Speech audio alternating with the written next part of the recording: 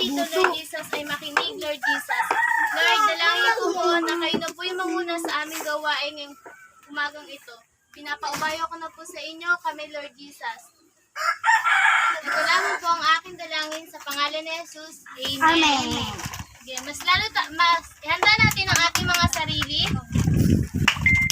Ihanda natin ang ating mga sarili para sa pag-aawit natin kay Jesus. Tinatawagan ko si Ate Livina para sa pagpapaawit.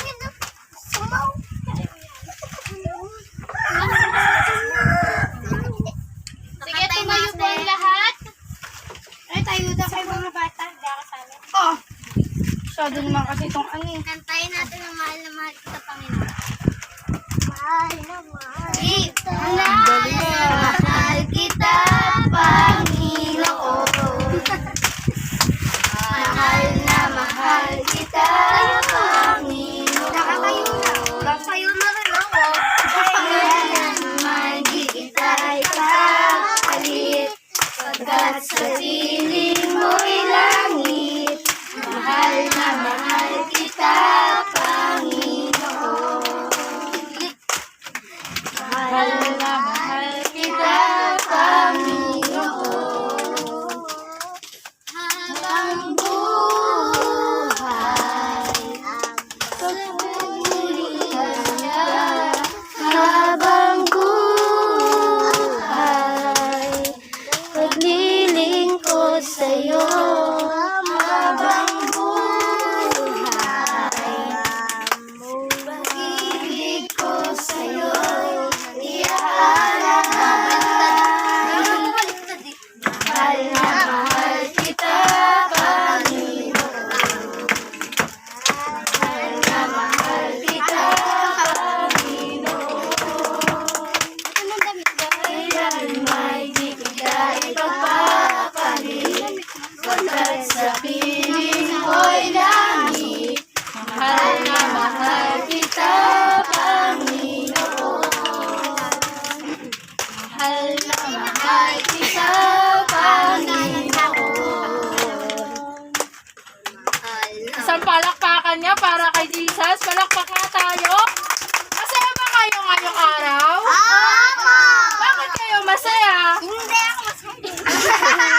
Wait, totoo ba? Bakit nakikita namin mukhang masaya ka?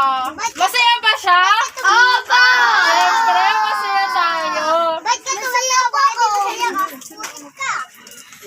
Puto, mais ka naman. Gusto niyo ba ulit kumanta? Opo. Sino gusto mo? Parang ayaw niyo na yata kumanta. Wala, bakit kayo ganyan? Sino may gusto taas ang kamay? Kili-kili pa ako pa. Ayusin nyo.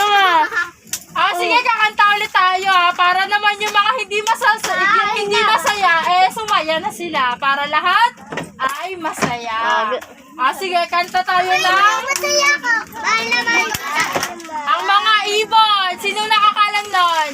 Sige, sabay-sabay tayo kumanta. 1, 2, 3, go!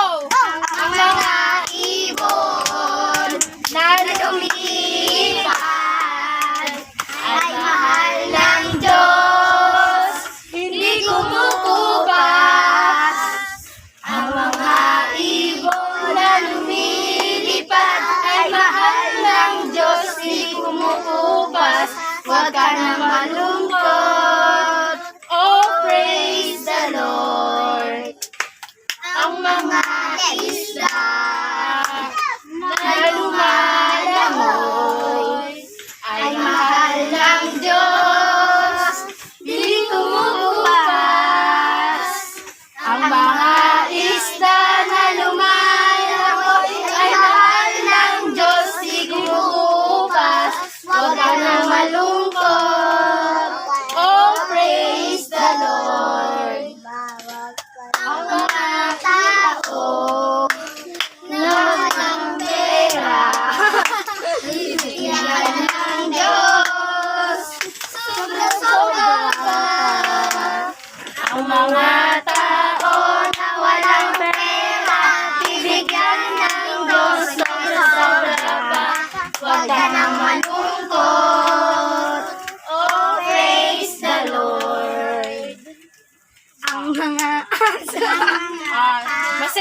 kayong lahat? Ayan, halata naman. Dapat always tayong masaya. Masaya ba kayo? Sabihin nga natin, I love you, Jesus! Ang gagaling naman. Ngayon naman, ihanda natin ang ating mga puso, ang ating mga tenga para sa pakikinig ng mensahe ng Diyos na ibabahagi sa atin ni Kuya Jaban. Ayan mga bata, magandang araw sa inyo. Ayun, handa na ba kayo para na naman sa isang bagong aral nating matututunan? Ayan. Meron muna akong isang tanong sa inyo. Ito napakadaling tanong na ito. Sino ba ang lumikha sa atin? Ang Diyos. Diba? Ang Diyos, alam na ng lahat yan. Ito may babasahin lamang ako sa inyo. Noong panahon, ginawa ng Diyos ang pinakaunang tao at siya'y pinangalan ng Adan. Nilikha si Adan mula sa alabok na hiningan sa ilong. Siya ay nagkabuhay. Nakita niya ang sarili sa gitna ng magandang hardin ng Eden. Ngunit bago nilikha ng Diyos si Adan, nilikha muna niya ang napakagandang mundo na puno ng kamanghamanghang mga bagay. Ginawa ng Diyos ang mga burol at patag, mga mababangong bulaklak at matataas na puno, makukulay na ibon at mauugong na bubuyog. Malalaking balyena at madudulas na suso. Sa katunayan, nilikha ng Diyos ang lahat. Nang pasimula, bago nilikha ang lahat, wala ang mundo at anumang maliban sa Diyos. Walang tao, walang lugar, walang bagay, walang lahat. Walang ilaw, walang dilim, walang taas, walang baba, walang kahapon, at walang bukas. Ang Diyos lamang ang naroon na siyang walang hangganan, kaya't ang Diyos ay kumikilos. Nang pasimula, inilikha ng Diyos ang langit at ang lupa. At ang mundo'y walang hugis at walang laman. At ang kadiliman ay bumabalot sa kalaliman. Nagsalita ang Diyos, magkaroon ng liwanag. Nagkaroon nga ng liwanag. Tinawag ng Diyos ang liwanag na araw at ang dilim ay gabi. Ang gabi at umaga ang unang araw. Sa ikalawang araw, dinala ng Diyos ang tubig sa karagatan at kalawa upang magkaroon ng kaayusan sa ilalim ng kalangitan. Nang ikatlong araw ng Diyos, magkaroon ng tuyong lupain at iyon ay nangyari. Nag-utos din ang Diyos na magkaroon ng damo, bulaklak, halaman at mga puno. At iyon ay nangyari at ang gabi at ang umaga ay ang ikatlong araw. Nilikha din ng Diyos ang araw at buwan, ang napakaraming mga bituin na walang sino mang makakabilang. At ang gabi at ang umaga ang ikaapat na araw. Nang ikalimang araw, nilikha ng Diyos ang iba't ibang uri ng isda at ibang pang mga nabubuhay sa dagat upang punuin ang mga tubigan. Nilikha din niya ang iba't ibang uri ng ibon upang manirahan saan man dako ng mundo at ang gabi ang umaga ang ikalimang araw. Pagkatapos, nagsalita muli ang Diyos. Ngayon, nagkaroon ng ibang uri ng hayop. Nagkaroon ng lahat ng uri ng hayop at insekto. Nagkaroon ng malalaking elepante, makukulit na unggoy, maliligot na buwaya, makikislat na bulati at maamong pusa. At ang gabi at ang umaga ang ika-6 na araw. Isa pang bagay ang nilikha ng Diyos sa ika-6 na araw. Isang tanging bagay ang lahat ay handa na para sa lilikhaing tao. Ang mga kakainin sa bukid, mga hayop upang magsilbi sa kanya at sinabi ng Diyos, likhain natin ang tao ayon sa ating larawan. Siya ang mamamahala sa lahat ng lilikha sa mundo. Sa ganon, nilikha ng Diyos ang tao ayon sa kanyang larawan, sa kanyang wangis. Ang tao ay nilikha. Kinausap ng Diyos si Adan, kumain ka ng iyong nagustuhan kainin na galing sa hardin. Ngunit wag mong kainin ang bunga ng puno na nagbibigay ng kakayahang malaman ang tama at mali. Kapag ito ay iyong kinain, ikay ay mamamatay. At sinabi ng Diyos, hindi mabuti ang lalaki ay nag-iisa. Gagawa ako ng kanyang katulong. Dinala ng Diyos ang lahat ng mga ibon at mga hayop kay Adan. Binigyan ni Adan ng pangalan ng bawat isa. Talagang matalino siya ng ginawa na ito. Ngunit sa lahat ng mga ibon at mga hayop, walang isa na kabagay ni Adan upang makasama. Pinatulog ng Diyos si Adan ng mahimbing habang siya ay tulog. Kinuha ang kanyang isang sadyang at ito'y ginawang babae. Ang babaeng na ginawa ng Diyos ay angkop na maging kasama ni Adan. Ginawa ng Diyos ang lahat sa loob ng 6 na araw at binasbasan ng Diyos ang ika-7 araw at ginawa itong araw ng pahinga. Ayan, dito nga mga bata. Dito nga sa kwento natin, sinabi dito na walang Sumutugot yung miga.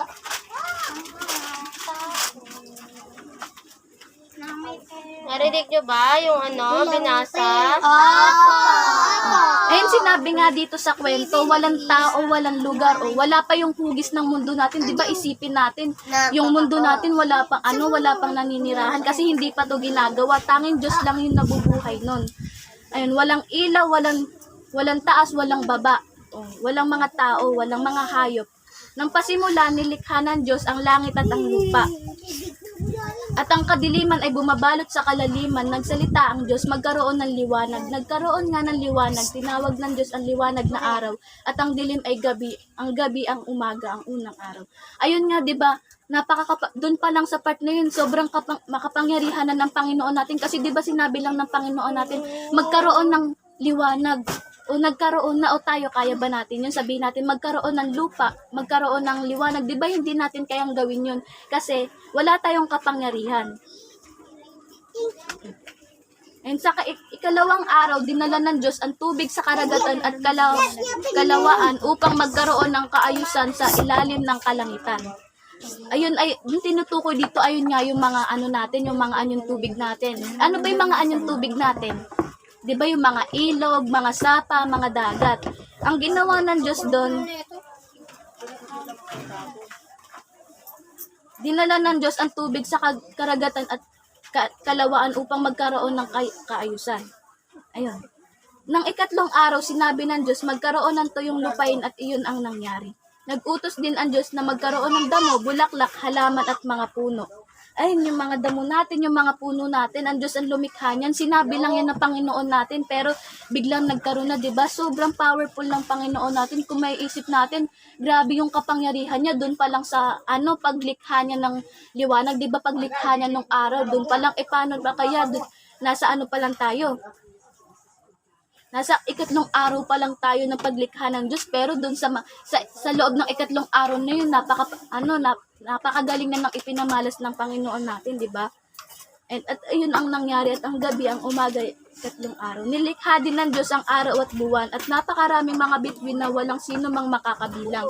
Ayun, di ba, tuwing gabi naman, kung na-try na nating, sino ba yung nakatry ng pagmasdan yung kalangitan tuwing gabi? O, di ba, tunay nga na napakaganda kasi nilikhayan ng Panginoon natin. Yung buwan, yung between, nilikhayan ng Panginoon natin, yung makikita natin sa kalangitan, ang Panginoon natin ang lumikha niyan. Nang ikalimang araw, nilikha ng Diyos ang iba't ibang uri ng isda at iba pang mga nabubuhay sa dagat upang punuin ang mga tubig.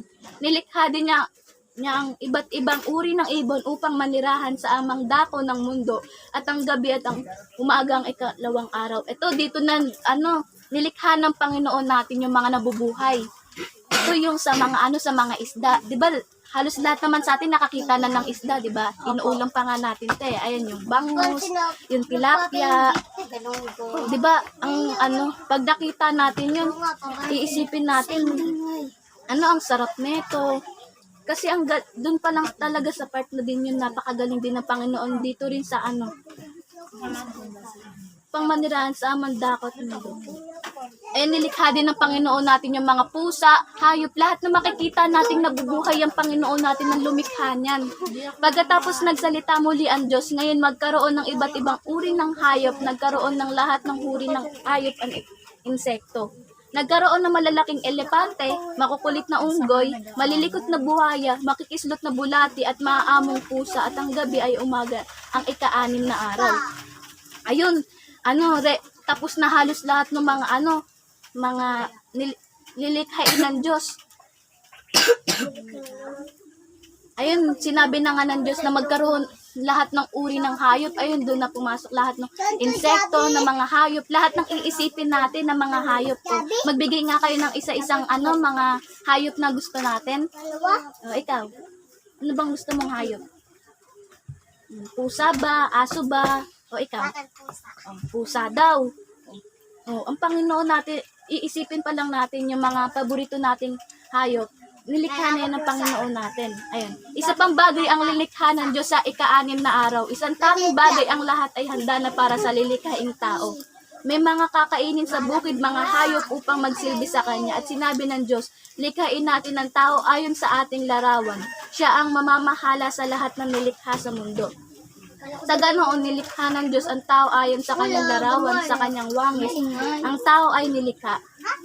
Ay na nga, dito na nga yung part na nilikha ng Panginoon natin si Adan. Ito yung unang tao na nilikha ng Panginoon natin. O di ba, iisipin natin, hinuli ng Panginoon likhain yung tao kasi pinagplanuhan na talaga ng Diyos to na likhain niya yung yung araw, yung mga hayop, yung mga puno para sa mga tao talaga. Kasi 'di ba? O isipin natin, kapag sanggol tayo, 'di ba? Kailangan pa natin ng ng kalinga.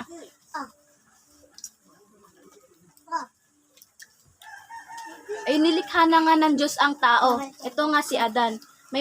Yung nilikha ng Diyos yung tao, ready na lahat, ready na yung kakainin nila, yung tutulugan nila.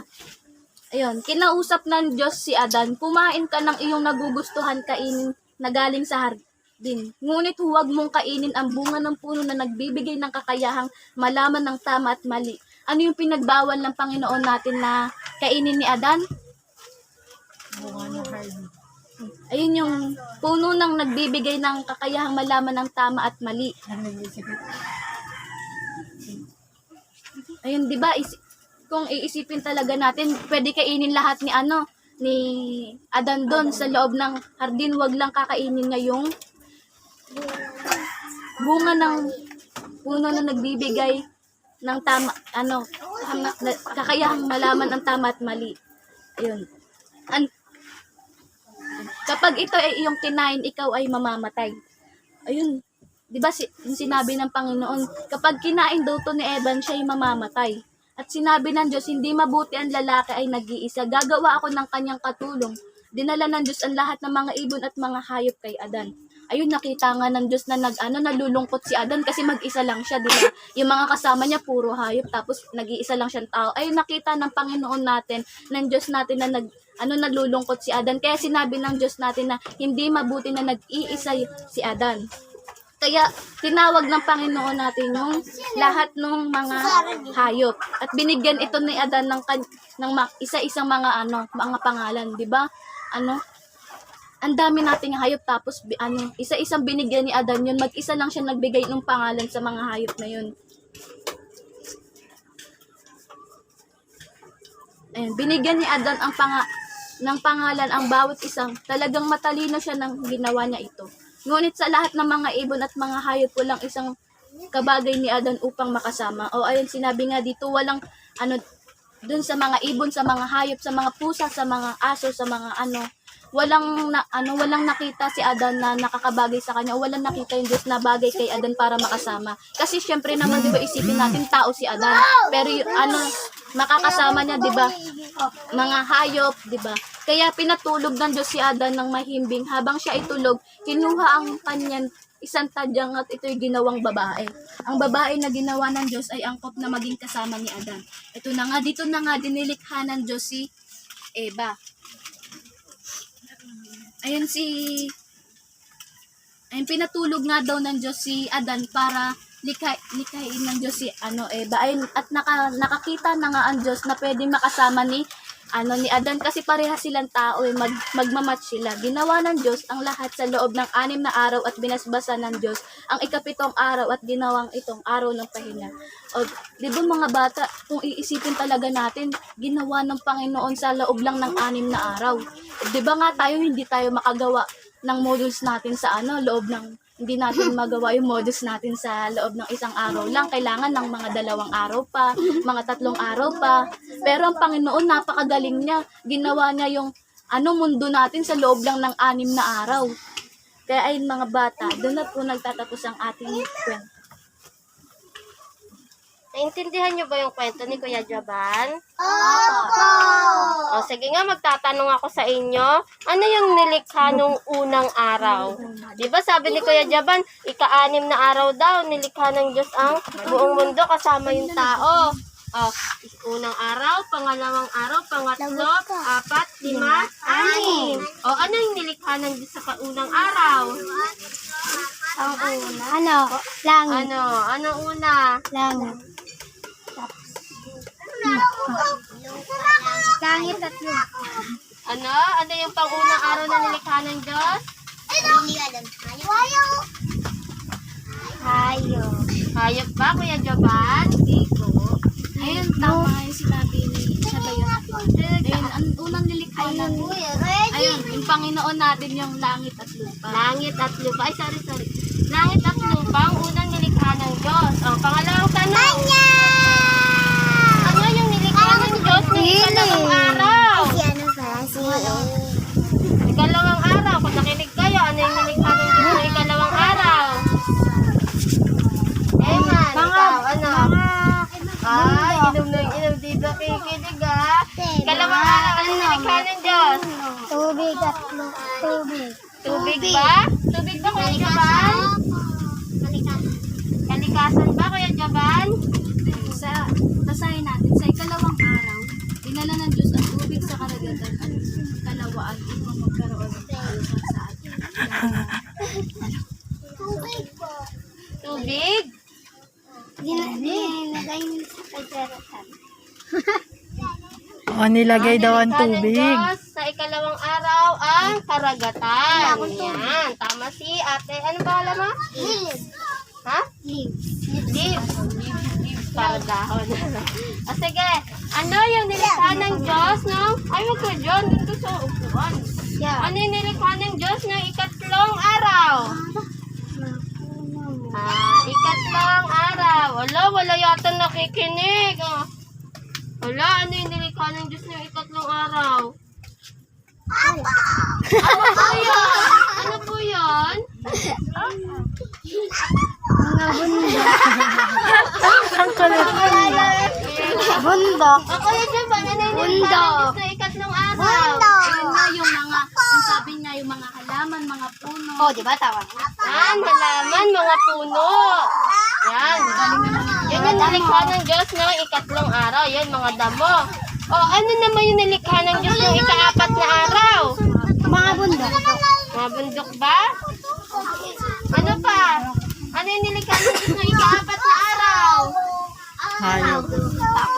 Hayop.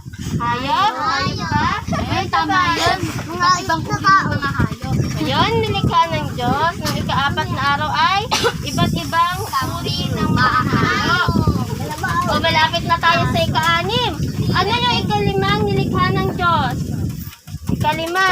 Ay, Ate Marie, ikaw lang na ngayon. Ika-4 ka lang, di ba tayo? Lima na. 5 na ba? Panglima na.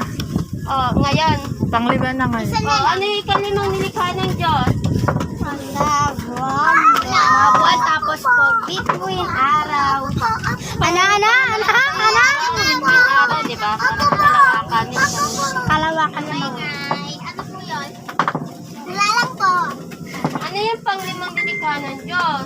Bundok araw. Bundok. Kuya Bundok Jaban, ano mga... yung pang-5 nilikha ng Diyos? Kalawakan ng mga Yung pang-4, ano? Ano, mga, hayop. ano, araw at buwan. Oh. Maraming mga Oh. Yung pang-4 ay araw at buwan pala. At yung pang-5, yun yung Mga iba't ibang hayop. uri ng hayop. Oh, last na. Ano yung pang-6 na nilikha ng Diyos? Eva at Tao. Eva at tapos mga hayop. Ang mga tao, di ba? Ang Eva tao, at sila? Adan lang. Adan at Eva. Yun yung pang-6 na nilikha ng Diyos. Sa mga nilikha ng Diyos, di ba nilikha ng Diyos ng isang salita lang? Ano yung nilikha ng Diyos sa lahat sa mula sa unang araw hanggang 6 na araw ang gumawa siya? Yung ha? Yung may ginawa si Jesus, ay yung may ginawa ang Diyos para likhain yon. Ang Ano daw yung pang-4? Di ba nilikha ng Diyos ang liwanag at nilikha ng Diyos ang langit at ang Pang-apat, lupa. araw at between. Nilikha niya Araw yung at fire, between. nilikha niya na yung mga Ano yung pang-apat? Nilikha niya po yung Sabi niya, ngayon nagkaroon lang sa isa sa pamamagitan ng kanyang salita, di ba? Nilikha niya sa pamamagitan ng kanyang salita. Ngayon, ano yung gumawa siya? Kumilos siya, di ba? Ano? Yung pang-anim na nilikha, yung tao, ano yun? Humugis siya ng Kanyang kawangis. kanyang kawangis. Yun yung tao, di ba? Gumawa siya. At hiningahan ng Diyos. Yun. Kaya nagkaroon ng buhay ang tao. Simula sa alabok, o simula sa ay hiningahan ng Diyos. Yun yung sa mga nilikha ng Diyos, doon siya gumawa. Ano? Kuya Joban, ano pa? May tanong ka pa?